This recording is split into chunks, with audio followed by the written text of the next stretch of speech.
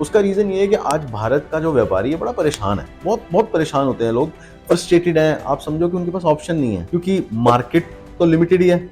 आज कंपटीशन इतना ज्यादा बढ़ गया है कि जिस मार्केट के अंदर पहले एक बिजनेसमैन को 40% मार्जिन मिलता था, आज वो मार्जिन घट करके 7, 8, 12% तक चला गया। उसके अंदर इतना प्राइस वॉर है। एक आदमी जो पहले एक प्रोडक्ट बनाता था, आज उसके सामने कम से कम 5,000, 10,000 मैन्युफैक्चरर्स और सेलर्स और हैं जो वही प्रोडक्ट बना करके बेच रहे हैं जो वो बेच रहा था। तो फंस गया।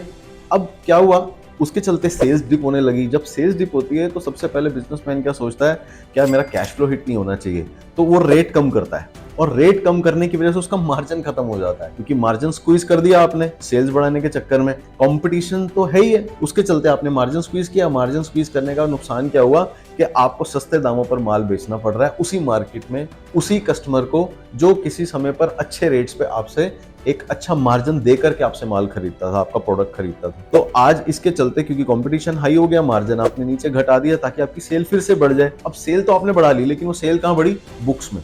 तो बिजनेसमैन ने क्या किया कि मार्जिन कम कर लिया ताकि सेल बढ़ जाए, और सेल बढ़ी सिर्फ किताबों में, पैसा नहीं आ रहा है क्योंकि जो उधारी पहले 15 दिन की थी आज वो 30 दिन पे पहुंच गई, 45 दिन पे पहुंच गई, 2 महीने तक, 3 महीने तक भी पहुंच गई। आदमी सोचता है कि चल कोई बात नहीं, सेल हो रही है, मैं माल बेच देता हूं, मार्जिन मिलते नहीं है और अपना ही पैसा मार्केट में फंसता है, आपके पैसे भी दूसरा बिजनेस कर रहा है। अब इससे जान छुड़ाने का तरीका क्या है, इसका सोल्यूशन क्या है? इस प्रॉब्लम का सबसे बढ़िया सोल्यूशन है कि आप अपना एड्रेसेबल मार्केट साइज बढ़ा लो, अपना मार्केट साइज बढ़ा लो।